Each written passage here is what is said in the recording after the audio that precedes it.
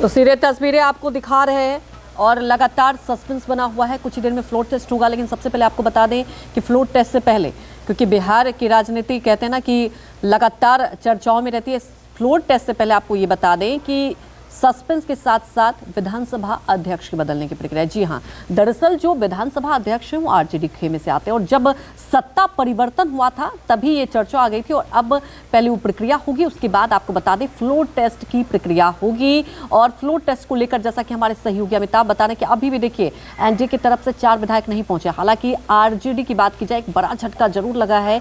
चेतन आनंद की बात कर ली जाए, दूसरी तरफ आनंद सिंह की पत्नी वो आए तो हैं, लेकिन आपको ये बता दें कि वो जेडीयू के खेमे बैठे हुए हैं। तो इससे तय है कि वो झटका लग सकता है। बड़ी बात अब भी है कि क्या होगा फ्लोर टेस्ट में, इस पर सबकी निगाहें बनी हुई है। और सीधे तस्वीरें भी हम आपको बिहार विधानसभा से दिखा रहे हैं और यहीं से बस कुछ देर में फ्लोर टेस्ट होना है। फ्लोर टेस्ट को लेकर लगातार दावे किए जा रहे हैं, लेकिन जो विधायकों को बांधने की, और लगातार आपने देखा तमाम विधायकों को, चाहे बीजेपी की बात करें, अपने अपने विधायकों को एक जगह एकत्रित किया गया, लेकिन उसके बावजूद भी 4 विधायक नहीं पहुंचे हैं और इसलिए सस्पेंस बना हुआ है। जीतन राम मांझी को लेकर भी अलग अलग दावे किए जा रहे थे, लेकिन उन्होंने सीधे तौर पर इस बात से इनकार किया कि देखिए मुझे विकास की राह पर चलना है और मैं कुछ भी ऐसा नहीं करूंगा। और जीतन राम मांझी को लेकर जो सस्पेंस था, एक तरफ जीतन राम मांझी ये भी दावे कर रहे थे जब नीतीश कुमार के पाला पलटने की बात आ रही थी कि उन्हें ऑफर आया था लालू यादव की तरफ से मुख्यमंत्री बनने का,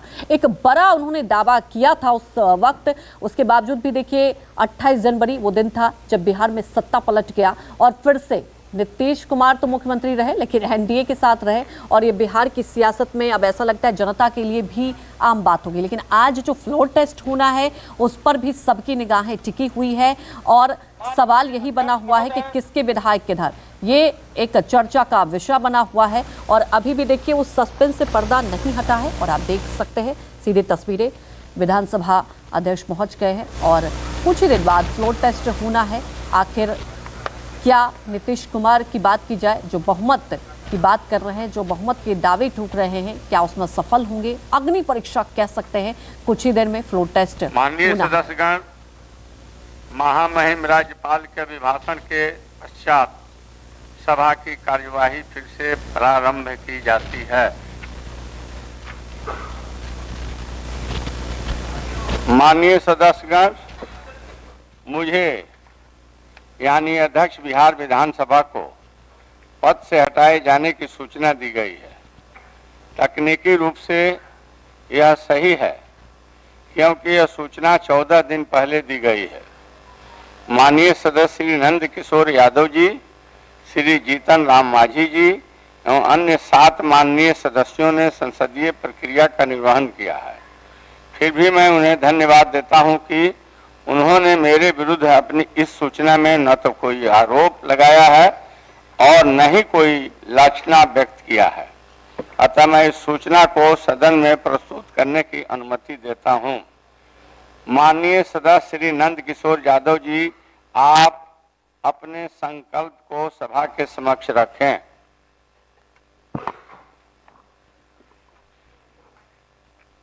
अध्यक्ष महोदय, मैं बिहार विधानसभा की प्रक्रिया तथा कार्य संचालन नियमावली के नियम 110 के तहत अपने संकल्प को प्रस्तावित करता हूं कि वर्तमान माननीय अध्यक्ष बिहार विधानसभा को उनके पद से हटाने पर सभा की सहमति हो। माननीय सदस्यगण, जो इस प्रस्ताव के पक्ष में हैं, कृपया अपने अपने स्थान पर खड़े हो जाएं।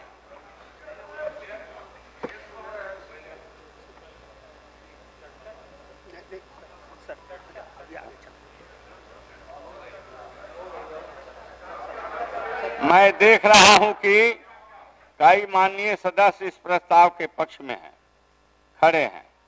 निश्चित तौर पर यह संख्या 38 से अधिक है। नियमानुसार इसमें सिर्फ 38 माननीय सदस्यों के ही पक्ष में खड़े होने की बाध्यता है। इसलिए इस प्रस्ताव को सभा की अनुमति दी जाती है। आप सब कृपया बैठ जाएं। अब मैं माननीय उपाध्यक्ष जी से आग्रह करता हूं कि वे अपने आसन पर आएं और आगे की कार्रवाई संचालित करें। आप सबकी इजाजत हो तो मैं एक दो बात कहकर आप सबके बीच बैठना चाहूंगा। माननीय सदस्यगण, अध्यक्ष के इस आसन पर मैं लगभग 1.5 वर्षों तक रहा। आप लोगों ने सर्वसम्मत से मुझे इस आसन पर बिठाया था। मैं इसके लिए पूर्व में रहे माननीय मुख्यमंत्री जी, माननीय उप मुख्यमंत्री जी एवं मंत्री परिषद के सभी सदस्यों के प्रति आभार व्यक्त करता हूं। मैं जिस दल से आता हूं उसके नेता आदरणीय लालू प्रसाद, पूर्व मुख्यमंत्री श्रीमती राबड़ी देवी के प्रति भी आभार व्यक्त करता हूं। साथ ही मैं सदन के सभी दलों के नेता और माननीय सदस्यों को हृदय से धन्यवाद देता हूं। अपने इस अल्प समय में मैंने माननीय सदस्यों के हितों के हमेशा संरक्षण किया और यह प्रयास किया कि माननीय सदस्य चाहें वह किसी भी दल के हों, उन्हें विधानसभा में कोई असुविधा न हो। माननीय सदस्यों को अपने क्षेत्र और जिला के प्रखंड समाहरणालय में बैठने का कोई स्थान नहीं है। पूर्व में सदन में लिए गए निर्णय का मैंने त्वरित कार्यान्वयन हेतु सरकार से आग्रह भी किया, पत्र भी लिखा। सरकार माननीय सदस्यों की मर्यादा और उनके प्रोटोकॉल के प्रति तो प्रतिबद्ध रहती ही है। मैं चाहूंगा कि सरकार इसे और गंभीरता से माननीय सदस्यों के मान सम्मान को रक्षा करने का कार्रवाई करेगी। मैंने आसन पर बतौर अध्यक्ष रहते हुए भारतीय संविधान, विधानसभा की प्रक्रिया तथा कार्य संचालन नियमावली में निहित नियम, प्रावधान तथा संसदीय परंपराओं के अनुरूप ही सदन का संचालन करने में अपनी भूमिका निभाई है। राजनीति तो आंकड़ों का खेल है। सभा आएगी, सत्ता आएगी, जाएगी। लोकतंत्र की इस मंदिर की सार्वभौमिकता और सम्मान सदा बरकरार रहेगा। कल जो था वो आज नहीं है, आज जो है वो कल नहीं रहेगा। मुझे आपसे सदन से निर्वाचित कर जो संसदीय दायित्व सौंपा था उसका मैंने पूरा निष्ठा, कर्तव्य परायणता और ईमानदारी से निर्वहन किया है। मैं सदन के सभी सदस्यों के सुखद जीवन की कामना करता हूं। मुझे ऐसा प्रतीत होता है कि मेरे विरुद्ध यह अविश्वास प्रस्ताव आना एक संसदीय प्रक्रिया का निर्वहन है। आप सब इसमें भाग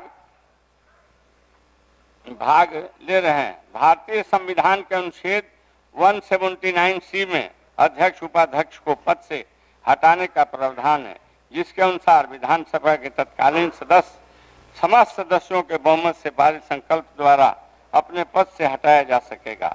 वर्तमान में बिहार विधानसभा के सदस्यों की कुल संख्या 243 है। बहुमत हेतु 122 सदस्यों का विश्वास के पक्ष में मत होना चाहिए, तभी इसे स्वीकृत माना जाएगा। अब मैं आपके बीच आता हूं। माननीय उपाध्यक्ष जी अब सदन का संचालन करेंगे। बहुत बहुत धन्यवाद आप लोग।